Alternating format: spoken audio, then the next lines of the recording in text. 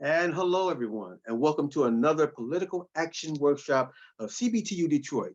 My name is Michael Joseph, and I'm the president of the Detroit chapter of CBTU and your host.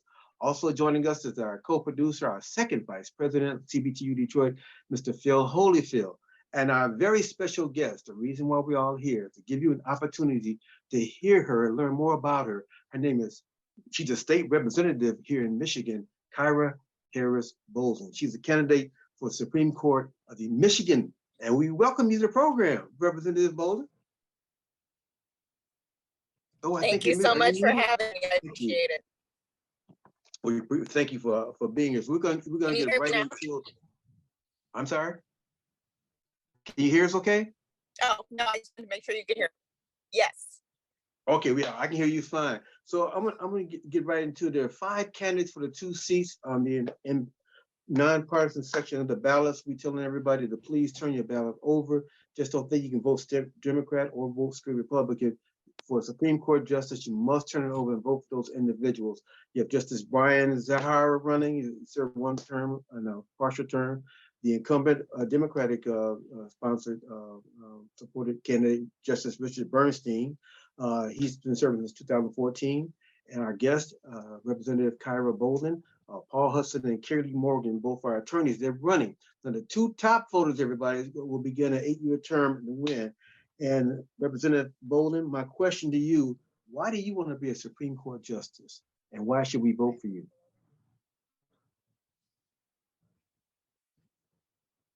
Oh, I think we lost you. All right. So okay. First of all, again, okay, I have to pull over. Oh no, you know what? We can start this I'm in the car. We're gonna pull over. We can start this over, because I'd rather you pull over and be safe. You're not driving, are you?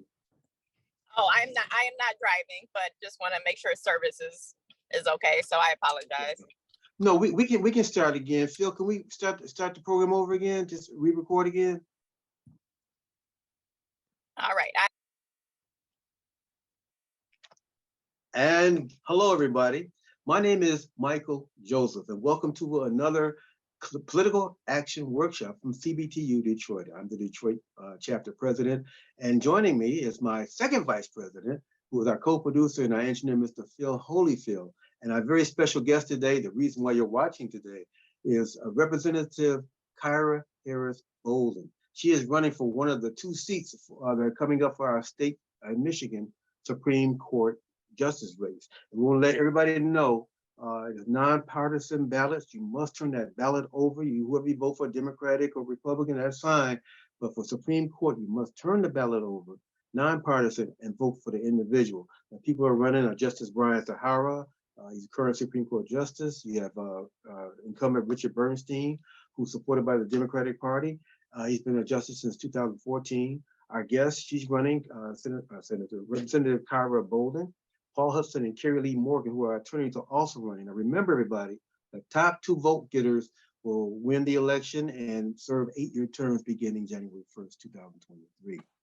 And this is a wide open seat, and we have a race. So I want to welcome you, Representative Bolden.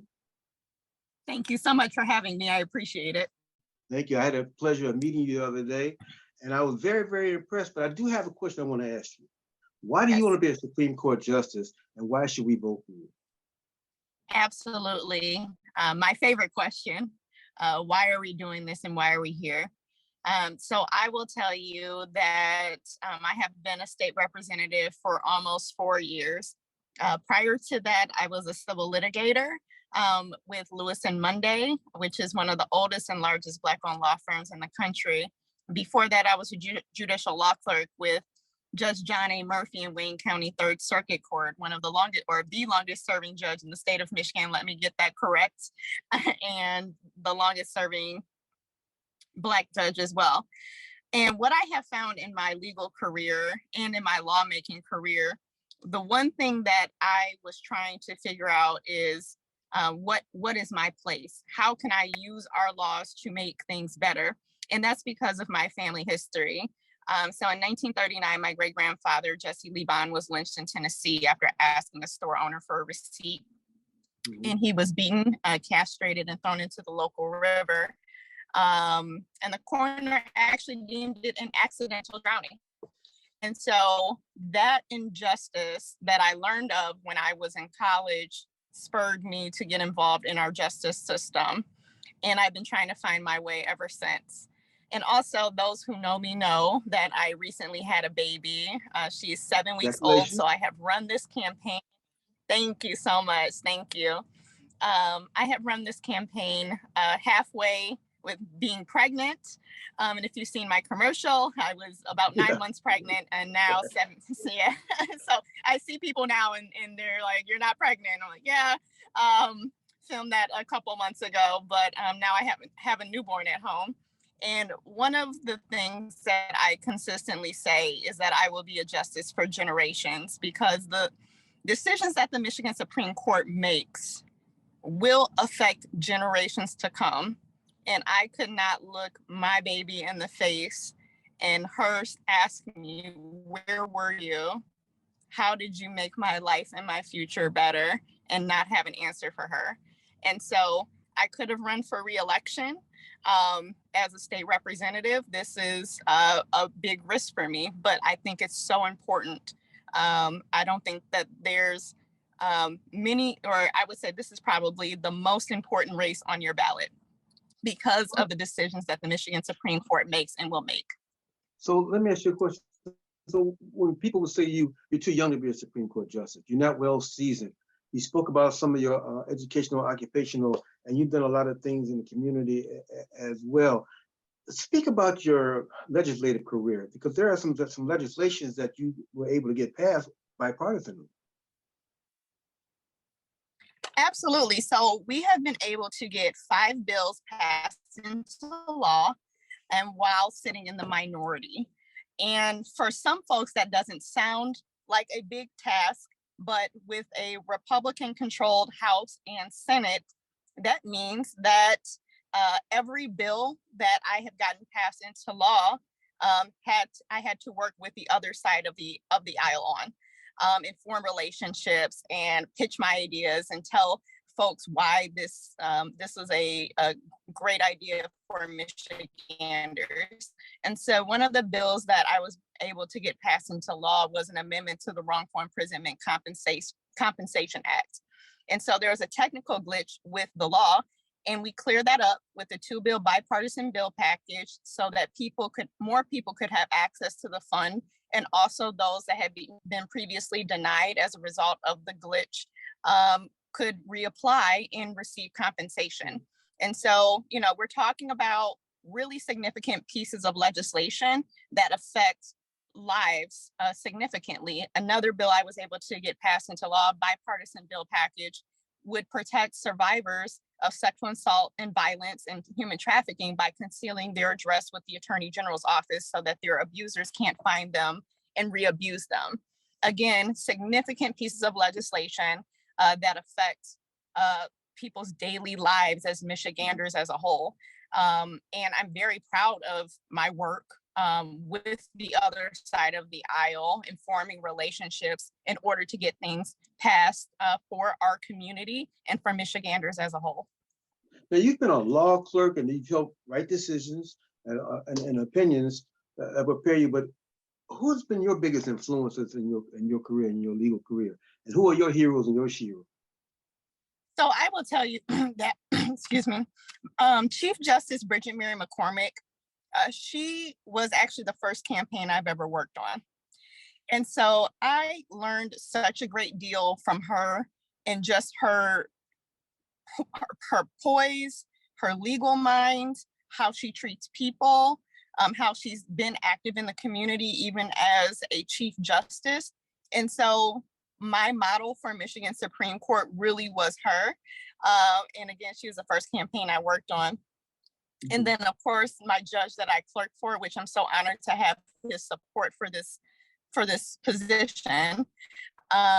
He taught me to think independently and to get things done. And so one of the first things that he said to me was, "Kyra, I want you to discover what you think the law says. So don't read the plaintiff's brief and the defendant's brief.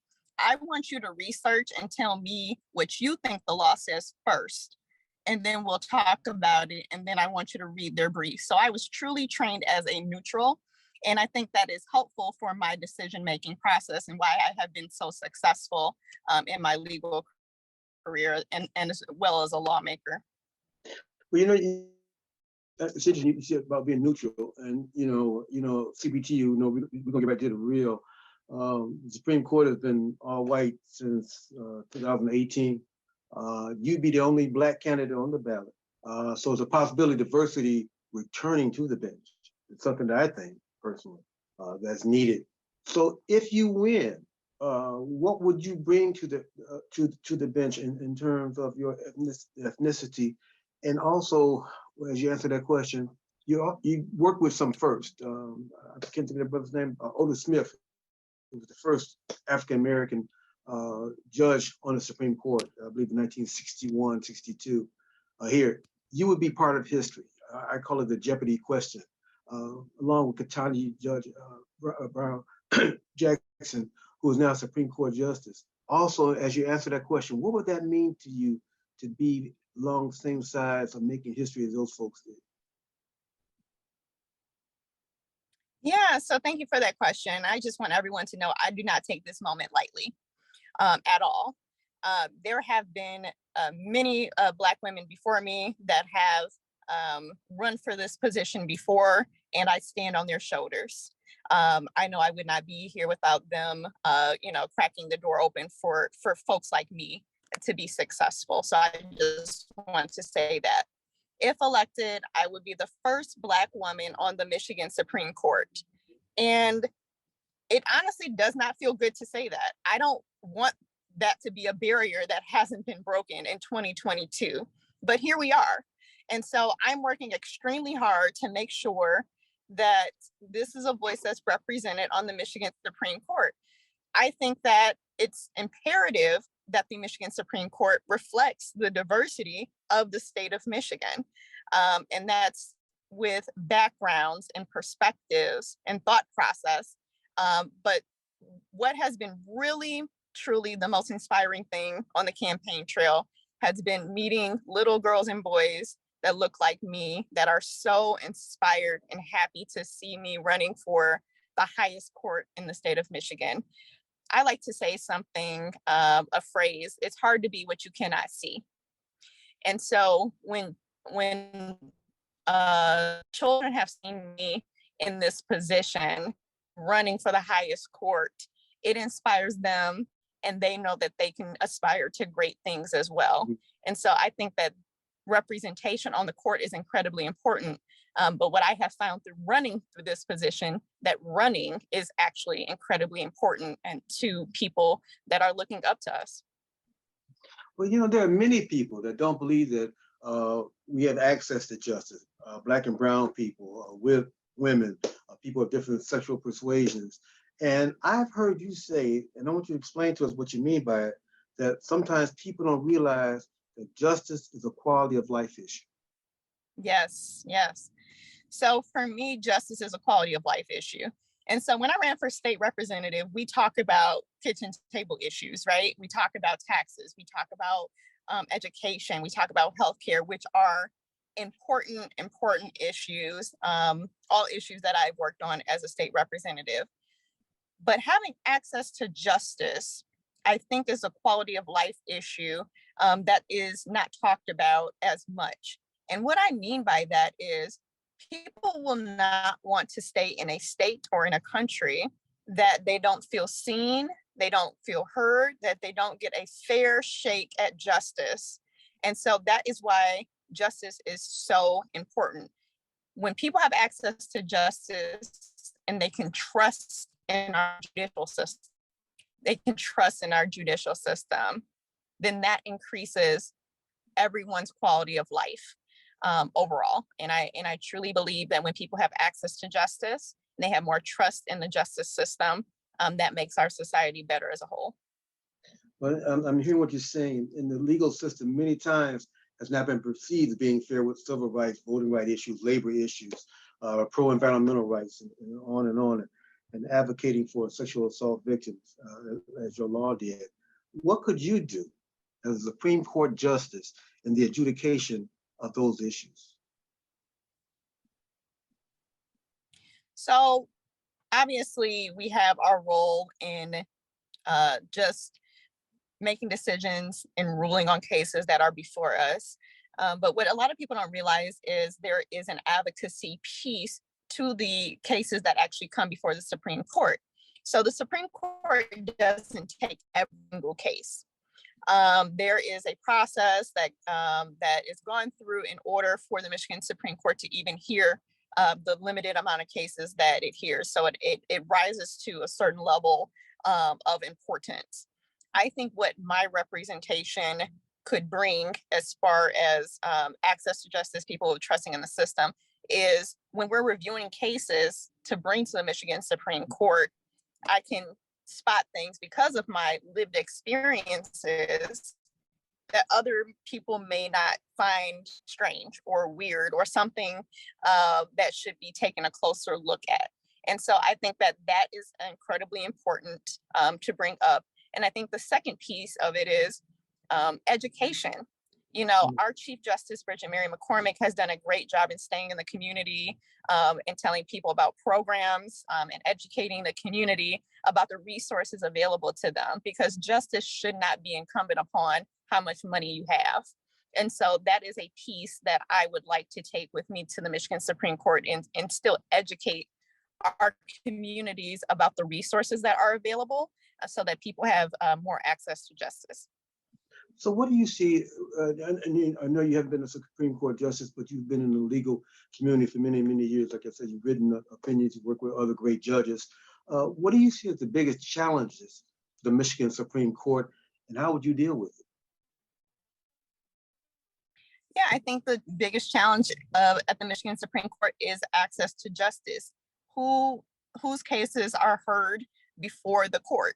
And obviously, you're going to hear the most significant ones, right? But Justice Bernstein talked about 2 individuals that were wrongfully convicted, right? Those cases aren't heard as often. People that don't have attorneys that are appearing in pro per rarely make it to the Michigan Supreme Court level. And if you're in pro per, you're talking about there's either a money issue, perhaps a mental health issue, but these individuals deserve access to justice as well. And so I think that those things are extremely important for this role in increasing the trust in our judicial system. You know, you mentioned in your background, as we get to close to this interview, you've worked with some great people who you said trained you and gave you advice and different things like that. What guides your judicial temperament, and who are the people your biggest influences in your life and in your career? Yeah, so I would say, well, first, my mother. I think the old saying goes, don't do anything your mother wouldn't be happy about. I truly live by that. So one, I try to make her proud.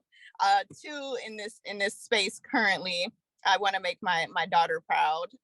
But aside from that, again, Judge John Murphy, who has an excellent judicial temperament, really sees and hears the people that come before him, really comes to each case on a case-by-case basis and doesn't, broad stroke people and say, oh, I've seen this before, so this must be this case again. He really taught me to look at each case individually on a case-by-case basis. And again, I would say Chief Justice Bridget Mary McCormick, what she has been able to do as Chief Justice it has been absolutely wonderful. How she's been able to stay in the community, how she's been able to work with folks that have different thought processes than her. It has been incredibly important, and I have brought that to my legal career. There was an attorney who was opposing counsel that recently held a meet and greet for me with his folks. We actually met as opposing counsel, but we respected each other so much and built a friendship that now he's one of my biggest supporters. And again, working across the aisle as a legislator has been incredibly important. And most of my bill packages have been with the Republican chair of Judiciary, who I formed a wonderful friendship with. So I think that temperament is so important for a justice, but being open to accepting different stories, different opinions, different perspectives, and sharing your story and opinions and perspectives, again, I think only leads to a better society. Now, what's your connection to labor? Because labor seems to love you. Everywhere I go, there are labor people there, and they seem to love representing Bolden. What is it about you and labor?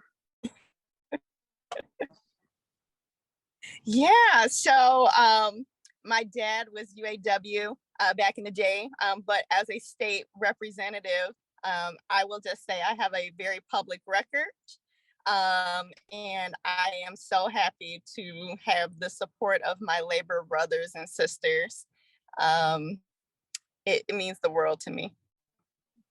Well, thank you. And we thank you for coming on the program. I know you'll be visiting Cbtu membership meetings and talking some more to our members. We appreciate you being accessible to us, to speak with us and answer our questions. So before we say good evening, we'll give you an opportunity to close, and thank you again for being on the program. Representative?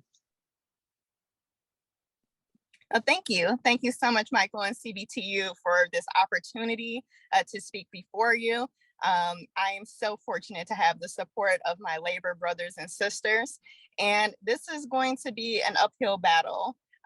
You know, there is a reason that there has not been a Black woman on the Michigan Supreme Court, and we can surmise as to what those reasons are. But you know what? Let's break barriers and let's make history. I am so fired up and ready to go, and we are working extremely hard on this campaign trail to meet every single person that we can. And so again, if you want more information about our campaign, please go to boldenforjustice.com. Please follow us on social media at Bolden for Justice, or my personal is at Kyra H. Bolden. And please remember to bubble in. You have to specifically bubble in on the nonpartisan section. Bernstein and Bolden, Bernstein and Bolden, Bernstein and Bolden. All right. Thank you again so much. And we thank everyone for watching. And we ask you, please make your decision on who you think would represent you and your interests, and also for your family. Cbtu, we don't endorse any candidates, but we endorse education, and we're going to push mobilization. Please get out and vote, whether you do absentee ballot, which is really great, or if you go to the polls. But we thank you for watching, and we'll see you in November. Good night, everybody.